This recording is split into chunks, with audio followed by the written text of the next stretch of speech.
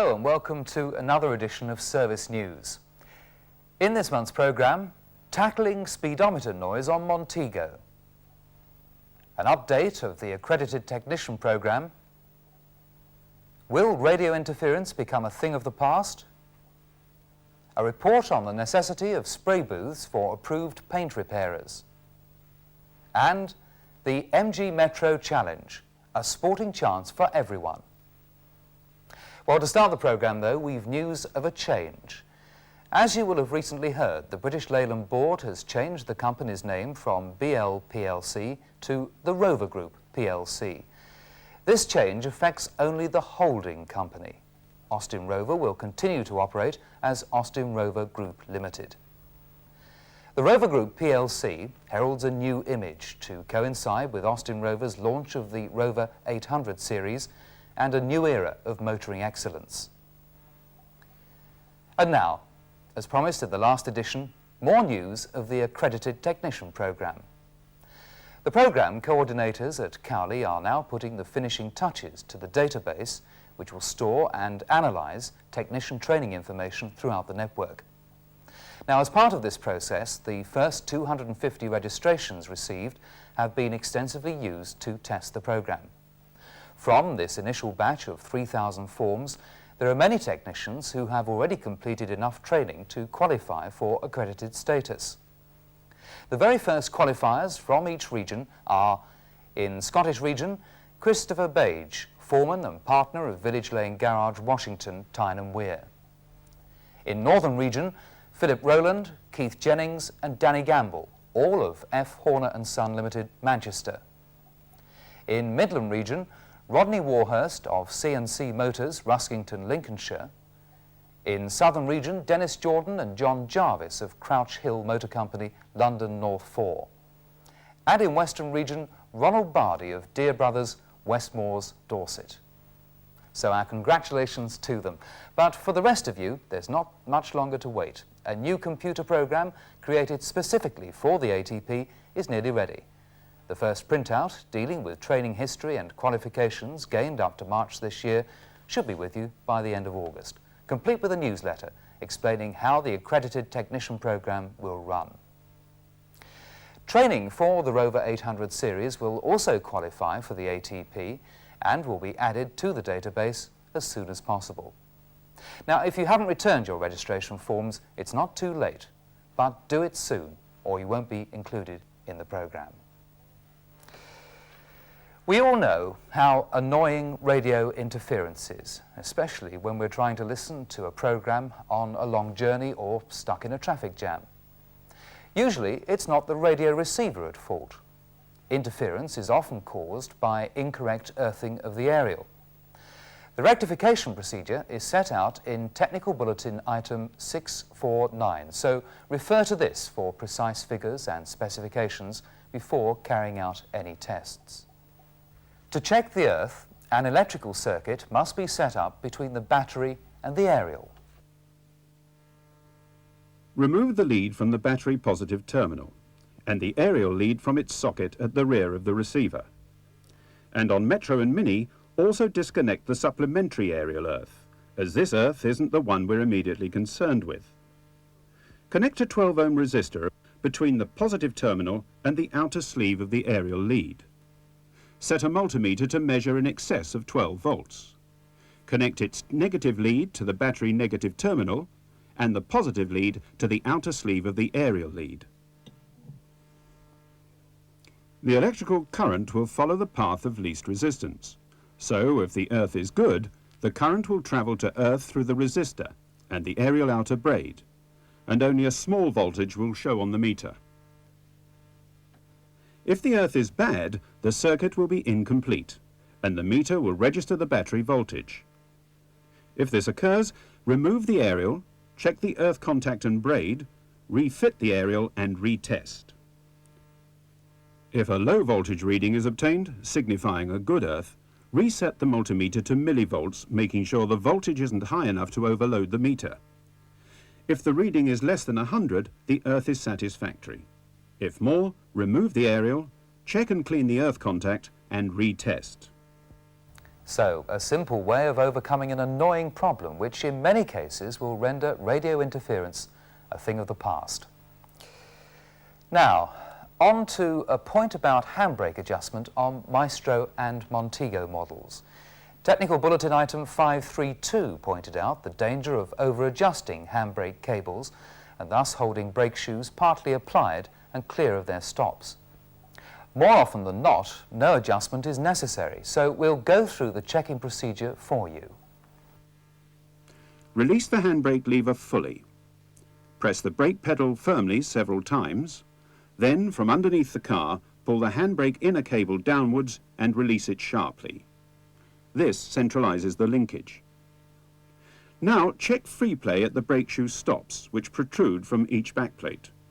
You should be able to rotate the stops between your finger and thumb, but end float should not be more than 2 millimeters. If adjustment is required, rotate the cable adjuster clockwise to increase end float and anti-clockwise to decrease it. After adjustment, pull the inner cable downwards and release it sharply as before. Then recheck end float on the stops. One vital point: ignore the number of ratchet clicks on the handbrake as you pull it up. This doesn't apply as an indicator of the state of adjustment for modern self-adjusting rear brakes. Bear this in mind during PDI and make sure the information is passed on to your customers. From August onwards, the concept of Supersure motoring is being strongly promoted to customers through a 2-page display in the latest issue of the range catalogue. Supersure, Austin Rover's optional warranty, offers customers a further 12 or 24 months mechanical breakdown insurance after the expiry of the first-year warranty. The benefits of AA membership are continued and car hire contributions are added. All in all, a very attractive package for Austin Rover owners. But for you in the service network, Supersure is far more than a sales initiative. It's a valuable customer retention package tying your customers to your service department for the duration of the policy. Ideally, Supersure should be offered by your sales staff to all customers at point of sale. But the policy can be taken up at any time during the first 120 days of ownership, and this is where you come in. What better way to cement your relationship with the customer than by introducing him to Supersure on his first visit to your dealership for his 1,000-mile service? Don't miss that vital opportunity. At a recent conference between the Lookers Group and some of Austin Rover's top service personnel, one of the main subjects highlighted was the problem of Speedo tick on Montego and Maestro models. Alterations have now been incorporated in production, but on earlier cars the problem is usually that the Speedo cable is bent at a sharp angle. Now, to overcome this problem, a modified cable must be rerouted through the bulkhead so it runs straight into the speedometer. The new cables and Speedos should be fitted as a pair. Part numbers are set out in Technical Bulletin Items 618 and 671. The rerouting procedure is detailed in Item 516. Before you start, disconnect the battery. Then remove the plenum closing panel and rubber seal. To demonstrate the procedure more clearly, we've also removed the plenum air intake panel. Disconnect the instrument pack and the Speedo cable. The existing cable hole will no longer be used, so fit a blanking grommet to make it watertight. If necessary, cut a 28mm hole in the bulkhead and cut away the interior sound deadening material around the hole. Then, cut a notch in the plenum lip, exactly in line with the new cable hole. The exact dimensions and positions of these holes are set out in Bulletin Item 516 and should be followed carefully. Refit the instrument pack with new Speedo, using the grommet to center the Speedo cable. Note that this is a two-man operation. The cable must be pulled from the engine compartment as the pack is pushed back into position. Failure to do this will result in kinking of the cable. To ensure that the cable doesn't rest on the demister duct, amplifying any sound, pad either the duct or the cable itself. Refit the rubber seal of the plenum closing panel, and before fitting the plastic panel, cut a notch in it to match that on the bulkhead. On Montego, ensure that the heater air intake water shedder is held by the bonnet rear seal, so it doesn't foul the wiper linkage. Then reconnect the Speedo drive to the gearbox, making sure it's positioned exactly as before in the engine compartment. On some EFI models, the speed transducer box may need to be relocated on the clutch housing to provide a passage for the rerouted Speedo cable. So, a fairly straightforward but potentially fiddly operation, but at least your customer will be able to enjoy motoring without that annoying tick. Now, as promised, that report on paint spray booths.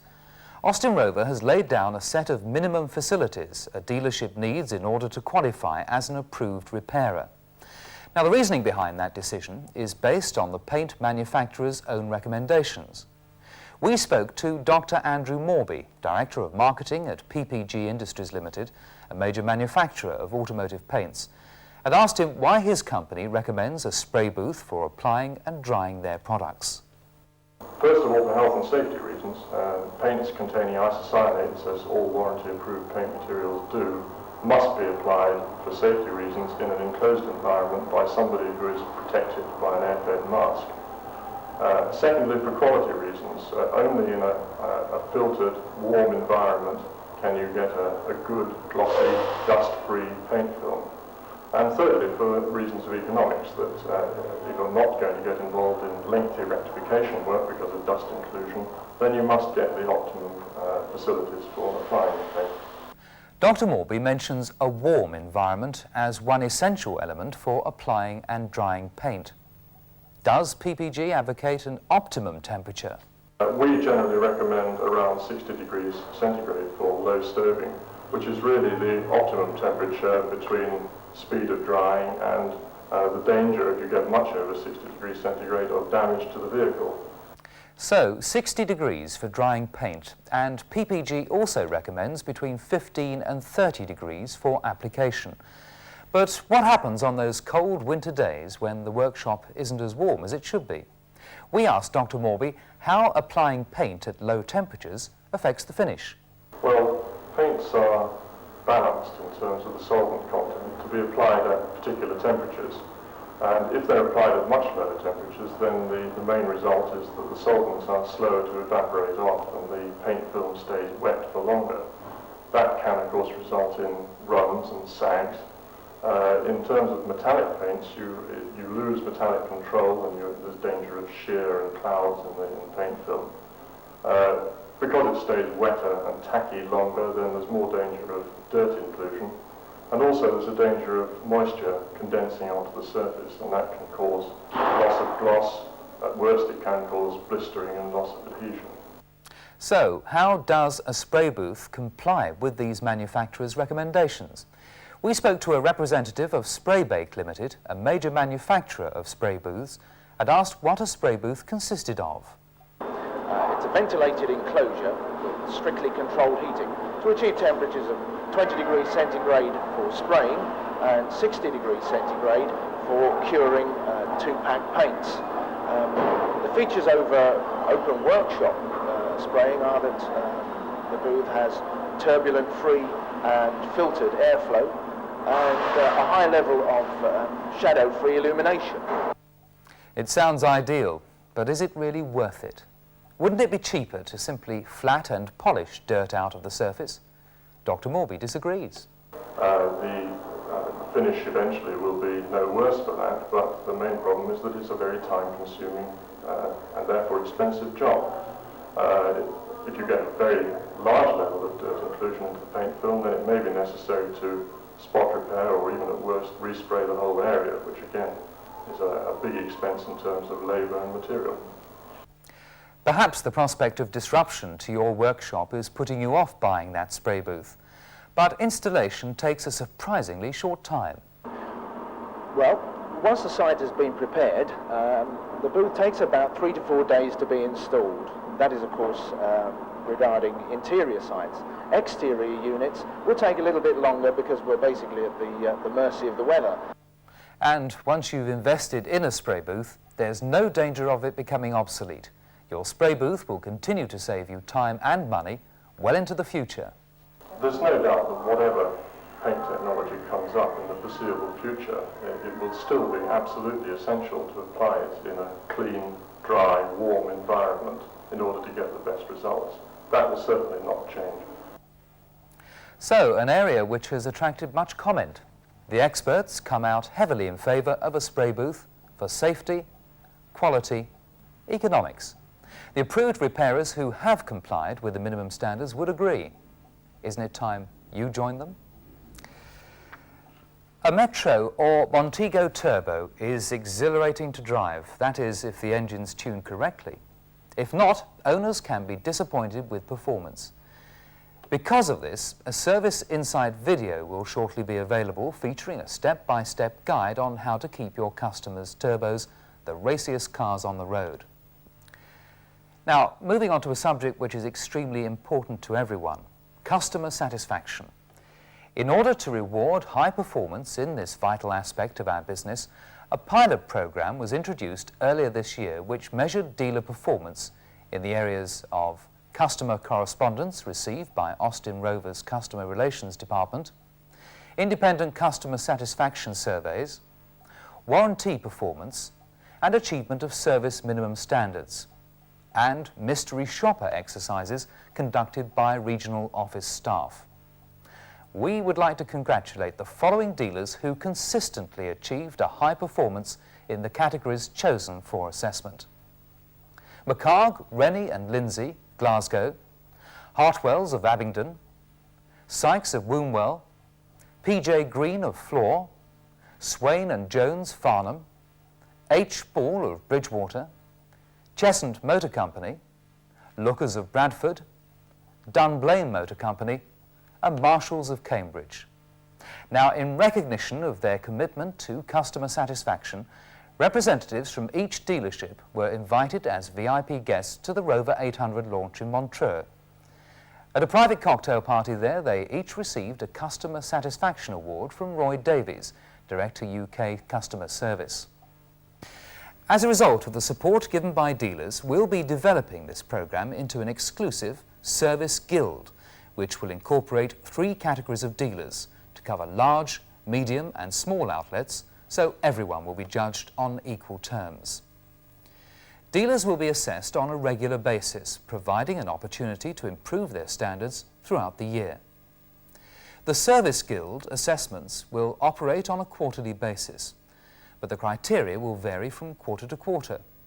For example, the next assessments will be based on warranty performance, product training standards, ATP registrations, Supersure sales, and customer care. These and all other parameters are discussed and agreed by your service operations panel. Now, if a Montego is regularly driven on unsealed roads, loose stones or gravel may be chipping paintwork around the rear wheel arch area. In some cases, this could lead to severe damage and corrosion. To overcome this problem, stone-resistant guard tapes should be fitted. Now, if you're finding it difficult to fit the tapes smoothly, they may need alteration. A technical bulletin explaining this procedure has just been issued, but we'll go over the main points for you. In cases of severe corrosion to the wheel arch, the area must be refinished using the approved methods and materials.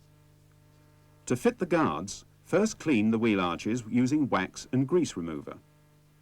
The guard tapes available initially should be cut to the required shape using the template attached to the bulletin. Align the tape in this position, then remove the backing paper.